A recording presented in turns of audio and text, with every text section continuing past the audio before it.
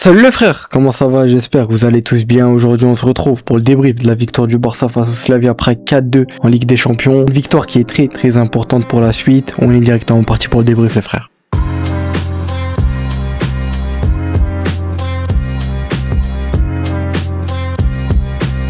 Une victoire qui est très importante pour la suite. J'en parlais dans l'avant-match, on savait qu'on n'avait pas le droit à l'erreur, fallait absolument gagner ce match-là. Même si c'était un match sur le papier qui a été entre guillemets prenable, mais on a bien vu qu'avec les conditions météo déjà, c'est vite devenu un match qui était pas évident. Il me semble que les joueurs ont joué sous moins 6 degrés facilement, ou peut-être un peu plus bas, je sais plus exactement, mais en tout cas ils ont joué avec une température à laquelle ils sont pas du tout habitués, contrairement à cette équipe de Prague. Ça aussi ça joue énormément, cette équipe de Prague qui est vraiment habituée à jouer dans des conditions comme ça. On savait que ça allait peut-être nous poser pas mal de problèmes.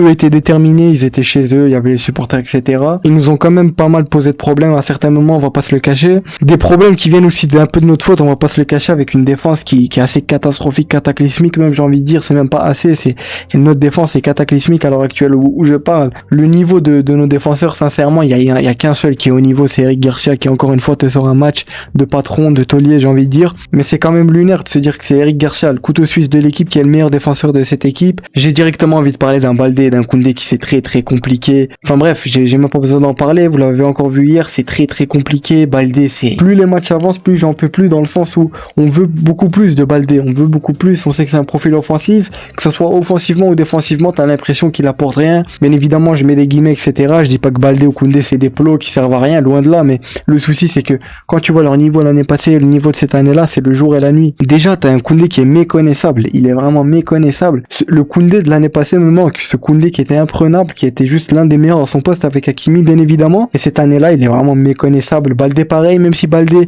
l'année passée il a quand même eu pas mal de petites blessures, surtout vers cette fin de saison, dans les matchs importants où il s'est blessé. Est-ce que ça nous a porté préjudice? Je sais pas, parce qu'en vrai dans ces doubles confrontations face à l'Inter, t'as un Gérard Martin qui a vraiment fait le taf, on va pas se le cacher, même si on aurait préféré avoir un Baldé. Après voilà, avec des si on peut refaire le monde, mais encore une fois un Baldé où c'est très compliqué, que ça soit pareil pour Koundé. À l'heure actuelle où je vous parle, etc., je dis bien à l'heure actuelle, avec cette défense là, sincèrement les frères, je pense pas qu'on va aller loin dans cette Ligue des Champions sur le plan européen.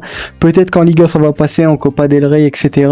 Mais en Ligue des Champions en Europe ça va être très compliqué, je pense, parce que on se rend pas compte, mais il y a énormément de déchets dans cette défense, et c'est une défense qui est pas du tout solide à certains moments. On se prend quand même 2 buts par le Slavia Prague. Après certes ça reste 2 buts sur corner, 2 buts qu'on peut dire voilà, on n'a pas été chanceux. Je crois qu'on va directement parler de leur but. Déjà ils ouvrent le score dès la 10e minute de jeu, si je dis pas de bêtises, avec ce corner qui est tiré premier poteau. Le joueur du Slavia Prague qui fait la très bonne déviation, le ballon il arrive vraiment dans la zone où c'est la zone parfaite pour tromper le gardien. Juan Garcia qui prend un peu du temps à sortir, si je dis pas de bêtises. Le joueur qui était tenu par De Jong, qui malheureusement il l'a pas bien tenu, il arrive, il rentre dans le ballon qui rentre dans les cages, même si Juan Garcia on voit qu'il s'en mêle les pinceaux, il essaie de dégager, mais voilà, le ballon était déjà rentré. Donc déjà là il t'ouvre le score, déjà ça sentait pas bon, sincèrement, au bout de la 10e minute de jeu. Alors qu'en soi on fait pas un mauvais match, on fait pas un mauvais début de match, loin de là. On se crée une grosse occasion là où Fermin la rate avec cette belle passe de Rafinha dès la 6e minute de jeu. Fermin qui reçoit le ballon, il te fait vraiment tout bien, le contrôle, etc. Mais il t'enchaîne avec une frappe qui t'envoie dans le ciel totalement. Mais Fermin qui se rattrape bien, il te met ce doublé là, il finit homme du match. Très gros match de Fermin encore une fois. Ça fait depuis un moment que j'en parle, que Fermin vraiment est très bien revenu, parce que ça faisait depuis un moment que je le critiquais pas mal depuis que son retour de blessure. Voilà, c'était assez compliqué, je le disais, je m'en cachais pas, mais là il revient très bien Fermin, ça fait extrêmement plaisir. Fermin qui vient égaliser avec ce but là qui est magnifiquement bien construit. Il me semble que c'est Eric Garcia au début qui touche Rafinha qui te fait une talonnade sur De Jong qui te voit très bien Fermin partir, faire le bon appel. De Jong qui te fait cette belle passe dans le bon tempo avec le bon dosage tout simplement. De Jong qui a été auteur d'un très gros match. Fermin qui reçoit le ballon, il allume premier poteau, le gardien la touche mais elle rentre quand même. Une frappe surpuissante comme d'habitude de Fermin. Pour en revenir à De Jong qui a vraiment été auteur d'un très gros match. Sincèrement je pense qu'on est tous d'accord pour le dire, mais c'est un De Jong comme ça qu'on veut dans les grands matchs, dans les soirs d'LDC, etc. Même si ça fait depuis un moment qu'il est sur un très bon niveau, De Jong, il nous sort vraiment de très belles prestations, c'est ça qu'on demande d'un De Jong. Même si pour rappel il sera absent face à Copenhague semaine prochaine. Ceux qui savaient pas, De Jong risquait la suspension s'il prenait un carton jaune, il l'a pris malheureusement, ce qui fait qu'on aura ni De Jong ni Pedri au prochain match de Ligue des Champions, un match qui va être très important. On va en parler après du classement, est-ce que le top 8 est encore faisable, etc. On va en parler, mais par rapport à Pedri qui est, je vous l'apprends pas, est sorti sur blessure hier, vous l'avez vu, lui qui tombe je crois autour de la 59e, 60e. Quand on le voit tomber, je pense qu'on a tous eu la même réaction que Flick. Enfin bref, je me suis dit non, pas Pedri, pas toi. Malheureusement voilà, il est sorti par la suite. À la fin du match, ça disait que c'était pas une grosse blessure, qui risquait au maximum un mois d'absence, etc. Et le Barça ce matin l'a confirmé, il sera absent tout un mois, il va rater pas mal de matchs. Après, si on veut voir cette blessure positivement, même si c'est très compliqué de voir du positif dans la blessure de Pedri, mais il va pas rater des gros matchs entre guillemets, même s'il y a le déplacement à Elche qui va pas être évident, il y a ce match face à Girona qui va pas être évident, Copenhague semaine prochaine aussi qui va pas être évident. Enfin, il y a beaucoup de matchs qui, voilà, vont pas être évidents, et de toute façon, on connaît tous l'importance de Pedri dans ce Barça-là. On le voit encore une fois, la sortie de Pedri, Olmo qui rentre à sa place, t'as aussi la rentrée de Rashford en même temps qu'Olmo à la place de Rooney. Rooney qui a fait un match assez moyen, on va pas se le cacher, je m'attendais à beaucoup plus de sa part, mais voilà, match qui était peut-être pas évident aussi dû à la météo, etc. La pelouse aussi, ce que j'ai compris, était pas si bonne que ça, elle était gelée, etc. Enfin bref, vous le savez très bien avec les températures là-bas, ça m'étonne pas, mais voilà, en tout cas Rooney, je m'attendais à beaucoup plus de sa part. Rashford qui fait une très très bonne entrée, faut le souligner, lui qui est passeur décisif et qui a vraiment fait une très bonne entrée. C'est des rentrées comme ça que je veux de Rashford, ce qui a permis aussi à Rafinha de passer sur son côté droit.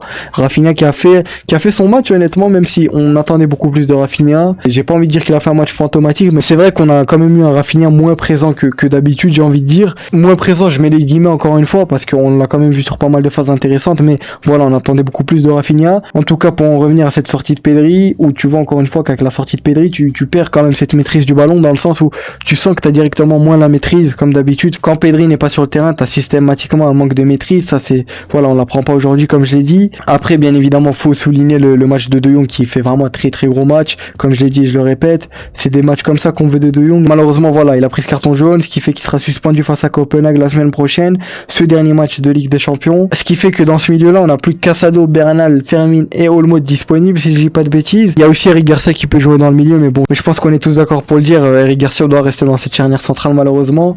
Surtout quand on voit le niveau de nos défenseurs, hein, que ce soit même Koubarsi, etc. C'est très compliqué. Ronaldo aussi qui a fait son entrée à Araujo avec Bernal autour de la 78e minute de jeu. Araujo qui fait vraiment une bonne entrée, je trouve, sincèrement. Je sais pas pour vous, mais je trouve qu'il a été solide, etc. Araujo et Bernal qui sont rentrés à la place de Fermin et Baldé. Baldé, comme je l'ai dit en début de vidéo, hein, j'ai commencé par ça, c'est catastrophique, sincèrement, le niveau qui est affiché par les deux latéraux, que ce soit Koundé et Baldé. Heureusement qu'on a recruté Cancelo après, je pense qu'il va nous faire pas mal de bien, surtout offensivement parlant. Défensivement, je pense pas, bien évidemment. Défensivement, je sais pas comment Flick va pouvoir résoudre ça, mais je pense sincèrement qu'Araujo peut prendre une place très importante dans cette charnière centrale, surtout quand je vois le niveau de Koubarsi qui est très compliqué. Gérard Martin qui a vraiment fait un très bon match et qui fait le taf à ce poste de défenseur central, mais le souci c'est que dans les gros matchs ça va commencer à devenir limite. On a vu qu'à certains moments, on l'a vu que ça soit face à l'Espagnol, et dans certains matchs ça devenait très limite pour lui. T'avais l'impression qu'il était dépassé par les événements. J'en avais parlé dans le débrief de l'Espagnol où il se faisait énormément prendre dans son dos, etc. Et malheureusement, qu'on le veuille ou non, on le kiffe tous, notre frère Gérard Maldini. Mais le souci c'est que tu peux pas compter sur lui actuellement, bien évidemment, dans des gros matchs. C'est ça que je veux dire surtout. Alors qu'un Araujo, honnêtement, s'il revient à 100%, même si j'en parle depuis longtemps, on attend tous son retour à 100%, qui n'a jamais eu. En fait, le souci d'Araujo, c'est que dès qu'il recommence à récupérer cette confiance, etc., le prochain match, il va venir, il va te sortir une performance cataclysmique. On l'a vu avec Chelsea, ce qu'il a écarté des terrains jusqu'à maintenant. Enfin, il a fait son retour bien avant, en finale de Supercoupe. Mais faut se rendre compte qu'il a quand même été absent toute la fin de 2025. On a dû faire sans lui. Flick a dû bricoler des choses. On a vu Gérard Martin, Koubarsi, qui ça allait très bien, mais le souci, c'est un Koubarsi qui est encore une fois sur un niveau qui est très compliqué, mais bon. Mais je vais pas trop m'attarder sur la défense. Peut-être que j'en ferai une vidéo, on va en parler de la défense actuelle, parce que c'est assez alarmant, honnêtement. C'est alarmant. Il y a pas d'autre terme. Mais Araujo, en tout cas, que j'ai trouvé son entrée très bonne, sincèrement. Il était là, il a récupéré énormément de ballons. Bernal qui fait une entrée assez moyen, pas bonne, pas mauvaise, mais voilà, même s'il a fait pas mal de pertes de balles, de passes ratées, etc. Mais bon, on sait qu'il revient d'une longue blessure, il a encore un manque de rythme. Je vais pas lui tomber dessus à Bernal. On connaît tous le cas Marc Bernal, etc. C'est pas évident pour lui. Mais bon, sinon, parlons un peu des buts.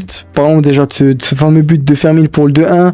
Ce Bambasso qui reçoit un ballon de Pedri, si je dis pas de bêtises. Au début de l'action, c'est Rooney qui donne à Pedri. Pedri qui vient toucher Fermin, et Fermin qui t'envoie un Bambasso. Comme il est habitué à faire, comme on le voit à chaque fois faire quand il est comme ça, Fermin dans les soirs d'LDC, quand il est dans un bon soir. Il t'envoie cette peufra. Le gardien peut strictement rien faire. Il nous marque ce but du 2-1. Là, je vois ce but du 2-1, je me dis voilà, tranquille. On s'est pris un corner qui a été très bête, mais voilà, normalement, ça devrait le faire. Et avant juste la fin de cette première mi-temps là, t'as un deuxième corner qui est tiré. Il est tiré encore une fois premier poteau. Le joueur qui essaie de faire une déviation, il rate sa déviation, alors il la touche légèrement. Elle arrive sur Robert Lewandowski, elle lui tape son dos, il me semble, son dos ou son cou, et elle rentre. Juan Garcia qui peut encore une fois rien faire. Lewandowski, on l'a vu très frustré, etc. Normal, j'ai envie de dire encore heureux, tu marques contre ton camp, etc.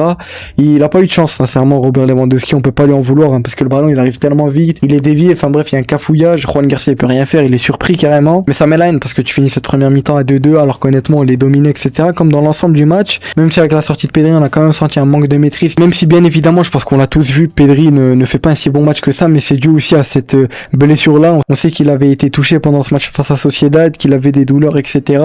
Ça en parlait, mais que ça disait qu'il était quand même disponible. Est-ce que Flick a pris le risque de le faire jouer ou que Pedri se sentait prêt à jouer? Je sais pas. En tout cas, on l'a vu que voilà, il était pas du tout à 100% Pedri. Pedri n'avait pas du mal, mais tu sentais un Pedri en dessous de la moyenne et quand tu vois après qu'il sort sur blessure, c'est là où je me suis dit ouais, c'est pour ça que Pedri était pas bien tout simplement. Il a essayé de forcer, etc. Malheureusement, il a pas pu finir. Il me semble que c'est une blessure aux ischios, un truc comme ça. Enfin bref, ça va l'écarter un mois. Une grande perte, sincèrement. Je sais pas qui va le remplacer dans ce double pivot. Est-ce qu'on aura un double pivot? Est-ce qu'on aura un 4-3-3 point de basse? On verra bien ce que Flick va décider de faire ce week-end face à Oviedo. Mais en tout cas, une blessure de Pedri qui fait extrêmement chier. On va pas se le cacher. J'espère en tout cas qu'il va bien revenir, Pedri, que voilà, il va pas rechuter. J'espère vivement. En tout cas, voilà, va falloir faire sans lui pendant un mois. Ça va être à De Jong de gérer ce milieu-là parce qu'on sait tous que De Jong est pas mal dans l'ombre de Pedri. On va pas se le cacher. Je vous l'apprends pas. Alors que De Jong, honnêtement, quand il est à ce niveau-là, comme hier on l'a vu, il peut te sortir de très grosses performances, voire même des performances à la hauteur d'un Pedri qui lui nous sort des performances comme ça à chaque match. En tout cas voilà, on compte tous sur De Jong, De Jong qui est aussi le capitaine numéro 1 quand il n'y a pas Ronaldo titulaire. On compte sur lui en tout cas. Malheureusement il sera absent pour ce prochain match face à Copenhague comme je vous l'ai dit. Ensuite pour le but du 3-2, on a eu ce magnifique but d'Olmo après son entrée, quelques minutes, il me semble 2-3 minutes après son entrée. Ce ballon qui vient d'un centre de Koundé qui était pour Robert, le ballon est dégagé par les défenseurs, il est mal dégagé de la tête, ils rentrent un peu dedans les défenseurs de Prague. Le ballon il arrive vers Rashford qui la laisse à Olmo qui contrôle, il te fait cette petite pichenette pour pousser un peu le ballon et il te met une magnifique frappe enroulée. Il a vraiment nettoyé la lucarne, il y a pas d'autre terme. Ce but d'Olmo pour le 3-2 qui est très beau, magnifique. Comme je l'ai dit, il a nettoyé cette lucarne. Même Fermin était choqué comme l'équipe, il est là, il va célébrer, il le prend dans ses bras. Et encore une fois, tu vois l'ambiance qu'il y a dans l'équipe, alors que Olmo est le concurrent numéro 1, Fermin quand même. On pourrait se dire qu'il y a quand même cette petite rivalité, alors que pas du tout. Il y a vraiment aucune rivalité. Et c'est ça encore une fois la force de ce Barça-là. Enfin bref, c'est pas aujourd'hui qu'on l'apprend. Fermin aussi qui allait célébrer avec Flick après son deuxième but, il me semble, pour le but du 2-1. Ça aussi c'était une belle image. Et ensuite on a eu le but du 4-2 qui vient d'une passe de Baldé au début sur Rashford. Une belle passe, honnêtement, faut le souligner quand Baldé fait de bonnes choses comme ça. L'appel de Rashford aussi est très bon. Il arrive, il avance, il voit très bien Robert dans la surface, il lui fait un magnifique centre. Un centre qui était très puissant, c'est aussi dû à ça, je pense que Robert a un peu raté son contrôle entre guillemets. Et ça, il m'a fait une frayeur honnêtement, j'ai cru qu'il l'avait raté. Mais même en ratant le contrôle, il arrive à quand même la reprendre le Robert. Même si au début j'ai cru qu'il y avait pied dangereux, etc. Mais il touche pas du tout le gardien et surtout que le gardien plonge littéralement sur Robert Lewandowski. Robert qui finit très bien pour le but du 4-2. Ensuite voilà, on a eu une fin de match assez tranquille honnêtement. Même si à certains moments j'avais l'impression qu'ils avaient plus le ballon que nous. C'est peut-être dû aussi à la sortie de Pedri, comme je vous ai dit, un manque de maîtrise. Un De Jong aussi qu'on a senti fatigué en fin de match. Je pense qu'on est tous d'accord pour le dire. Au vu de comment il était partout sur le terrain, je le comprends. À des moments il reprenait la place à Baldé parce que Baldé je sais pas où est-ce qu'il était. Baldé je vais pas encore le retomber dessus. Que ce soit Koundé pareil, hein. Les deux vraiment c'est cataclysmique. Que ça soit même un Koubarsi, même s'il est pas rentré, mais un Koubarsi actuellement au niveau qu'il nous affiche c'est loin de ce qu'on attend d'un Koubarsi. Mais Koubarsi, le problème c'est qu'on peut pas trop lui en vouloir. Il a que 19 ans parce que ouais il a fait aujourd'hui ses 19 ans il me semble, si je dis pas de bêtises. Tu peux pas demander à un jeune de 19 ans qui c'est sa 3e année en pro il me semble, si je dis pas de bêtises, à Koubarsi de gérer et d'être le patron de cette défense. C'est pas possible. Il te faut un côté un taulier et pour moi ce taulier là pourrait être Ronald Araujo qui lui a l'expérience, etc. Malheureusement, est-ce qu'il est à 100% mentalement? Est-ce que son niveau est bon actuellement? Je sais pas trop, mais en tout cas de l'entrée qu'il a fait hier, vraiment j'ai beaucoup aimé son entrée. On va avoir besoin d'Araujo honnêtement et j'espère qu'il va reprendre en confiance, qu'il va monter en puissance et qu'on va enfin revoir un Araujo qui est en confiance, etc. Après bien évidemment on sait qu'un Araujo c'est très compliqué balle au pied pour les relances, etc. Mais bon, c'est pas aujourd'hui qu'on l'apprend. On sait aussi que des fois il a tendance à un peu pas trop réfléchir, c'est pas méchant, mais à des moments on l'a vu face à Séville, il tire le joueur alors qu'il n'y a pas besoin. Ce tacle face à Chelsea, encore une fois qu'il te le prouve. Mais bon, j'espère qu'il a un peu pris en maturité entre guillemets, même si je dis pas que Araujo n'est pas mature, mais qu'il va un peu plus réfléchir à certains moments entre guillemets. Mais pourquoi je reproche ça à Araujo? Parce qu'on sait tous qu'il peut, s'il est à 100%, être à un niveau qui est juste exceptionnel. On l'a vu avec Xavi, quand ça lui demandait que de défendre, il était imprenable. C'était l'un des meilleurs défenseurs centrales du monde à cette période-là, si ce n'est le meilleur. Avec certains, il y avait débat, mais j'espère qu'on va retrouver un Araujo comme ça. Il nous a calé cette teinture blonde grise, plutôt grise, j'ai envie de dire, comme à son prime un peu qu'il avait. J'espère en tout cas qu'Araujo va bien revenir. On va avoir besoin de lui dans tous les cas. Comme je vous l'ai dit, dans cette défense-là, le seul actuellement qui rassure, c'est un Eric Garcia. Ou sinon, pour les autres, c'est assez compliqué. Gérard Martin qui, dans ce match-là, est rassurant, mais dans certains matchs, comme je vous l'ai dit, ça va devenir limite. Baldé, Koundé, j'en ai déjà parlé, je ne sais combien de fois là dans la vidéo, je vais pas encore en revenir. Vous savez qu'il fallait absolument gagner ce match-là pour espérer finir dans le top 8. Actuellement, au classement, on est 9ème avec 13 points. Il y a 8 équipes avec 13 points, il me semble, si je dis pas de bêtises. Donc, pour vous dire que ça va vraiment être la bataille bataille hein, la semaine prochaine pour ce top 8. Pour vous dire, il y a le PSG, Newcastle, Chelsea, le Sporting, Manchester City, l'Atlético Madrid et l'Atalanta et nous à 13 points. Donc faut se dire quand même qu'on a 8 équipes là à 13 points qui vont se battre la semaine prochaine pour essayer de finir dans le top 8. Honnêtement, ça va falloir suivre. Hein. Je pense que certains vont se caler en multiplex, etc. Moi, je vais regarder que le Barça, mais j'espère en tout cas qu'il y aura des résultats qui vont nous être favorables et qu'on va finir dans le top 8. Parce que je pense qu'on est tous d'accord, on veut éviter ces barrages-là. Même si en soi, je pense pas qu'on va tomber contre une grosse équipe en barrage, il me semble. Mais je pense qu'on est tous d'accord pour dire qu'on veut éviter ces barrages. On verra bien, mais il me semble que ça va se jouer à la différence de but, hein, si tout le monde gagne leur match. Nous, je crois qu'on est pas mal quand même à la différence de but avec cette victoire 6-1 contre l'Olympiakos qui nous a mis bien. En tout cas, le top 8 est largement faisable. Après, voilà, ça va jouer, je pense, à la différence de but. Tout dépend, hein. Si le PSG, Newcastle ou Chelsea se foire, à tout moment, on repasse au-dessus, mais ça va être assez compliqué. En tout cas, le prochain match qu'il va falloir absolument gagner face à Copenhague. Voilà, il n'y a pas le droit à l'erreur, tout simplement. Ça va être un match qui va pas être évident. Déjà qu'on a l'absence de Pedri. De Jong qui est suspendu aussi, comme il a pris jaune. Enfin bref, voilà, va falloir faire avec. On aura l'occasion d'en parler. En tout cas, voilà les frères. Je pense que j'ai un peu parlé tout sincèrement de ce que je voulais en parler en tout cas. Il me semble que je l'ai souligné, mais je tenais quand même à le ressouligner. Mais Eric Garcia qui nous a vraiment fait un très gros match. Un match de patron encore une fois. Que ça soit à la relance, dans ses interventions défensives. Enfin bref, tout était parfait. Eric Garcia, c'est juste magnifique. Le couteau suisse, notre seul défenseur sur qui on peut réellement compter. Vous m'avez compris quand je dis ça. C'est triste de dire ça, ça me fait du mal. Mais un Baldé qui est pas au niveau, Koundé pareil, Koubarsi pareil, même si on peut pas trop lui en vouloir. Il est jeune, c'est pas à lui de gérer cette défense-là. Il te faut un taulier à côté. Et pour moi, ça devrait être Araujo s'il est à 100%, on verra bien. Enfin bref, je vais pas m'éterniser sur le cas de la défense. Peut-être que je vais essayer de vous préparer une vidéo sur la défense, même si avec les cours c'est pas évident. Déjà que voilà, avec les débriefs, etc., les avant-matchs, c'est pas évident. En tout cas, voilà les frères, une victoire qui est très importante, comme je répète depuis le début. Même si rien n'est encore fait, il va falloir absolument gagner face à Copenhague semaine prochaine. On aura l'occasion d'en parler. Et puis voilà les frères, j'espère que vous avez aimé le débrief. N'hésitez pas à me donner votre avis en commentaire. D'ici là, portez-vous bien, prenez soin de vous les frères. On se retrouve samedi pour l'avant-match Barça-Oviedo à domicile. Match encore une fois très important en Liga. C'était Azro, prenez soin de vous, passez une excellente fin de semaine. Ciao les frères.